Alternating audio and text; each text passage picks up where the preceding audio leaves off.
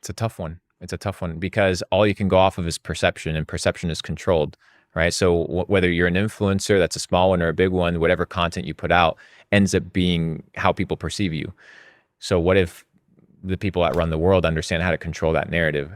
Anybody that's in a government institution, I just automatically don't trust them because I don't truly think that we need big government the way that it's being pushed on us. I don't believe in this source of controlled authority over mass amounts of people, and the ones that are like, oh, well, Luke's talking out of his ass, or Luke doesn't understand that you do need government. Well, you've never lived in a situation whereby you've actually had deep levels of freedom.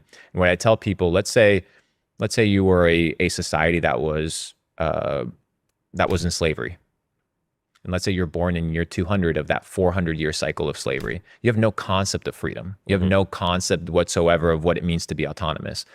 Today, we look at the US dollar built on the fiat system, a massive way to control society by printing money out of thin air and getting people employed. That's why they're called human resources, right? Because you're just an expendable resource for building all these things that are pretty much propped off of debt and off of fiat.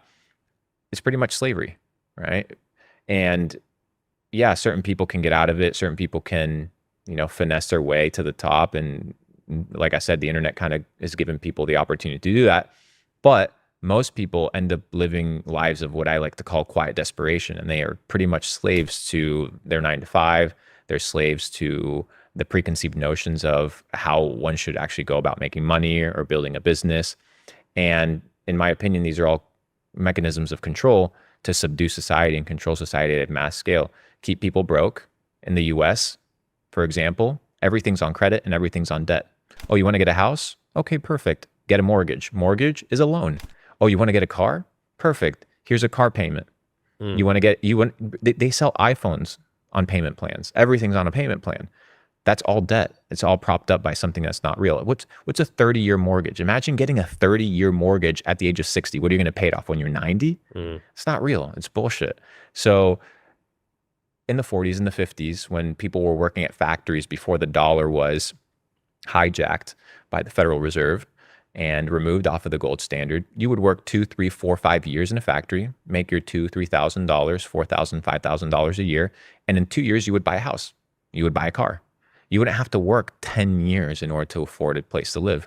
And that all comes down to the fact that the money printers are the way to steal from people through inflation and through the debasement of currency, which is what we're seeing nowadays. Like I said, unless you understand monetary policy, unless you understand that finance is the new language of the elite, just like back in the day, Latin used to be the language that the church would utilize to control the peasants. Instead of teaching the peasants Latin, or in this case, the peasants nowadays finance, you would have the Pope or you would have the minister be the one that was the middleman between you and God.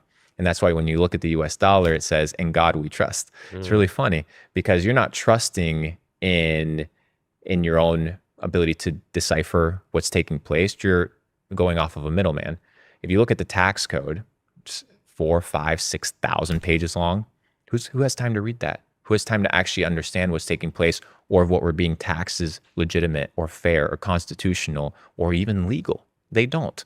So people nowadays are really much trusting off of big organizations, and anything that has an acronym as an organization, whether it starts with an F or whether it starts with a C, all these crazy ones that I'm not going to say just in case we end up being in a bad situation, you need to be very skeptical because you don't know who's behind it.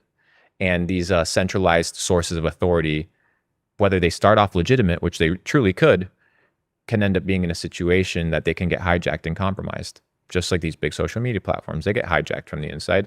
If you look at Pavel's interview with Tucker Carlson the other day, he talks about how a big government agency, I think it was the FBI, when he went to set up his headquarters in San Francisco, they approached one of his developers to, inside of the Telegram code, to put back doors so that they could get spied on. But this all happened on different social media platforms. So imagine you have all these backdoors already set up ahead of time. You hijack developers, insert ghost code, and start managing mass surveillance at a level that hasn't been seen before. It was it was pretty much introduced in the United States in 2001 after 9/11. It's called the Patriot Act. And it's really such a funny name because they always make it sound super epic, but it's basically a massive surveillance program to control populations. It's very scary. So going back to your initial question, is there any big influencers or influential people at a political scale that I would trust? The answer is no. Because if you're playing in the swamp and you're playing the dirty game, uh, it's going to be a hard one.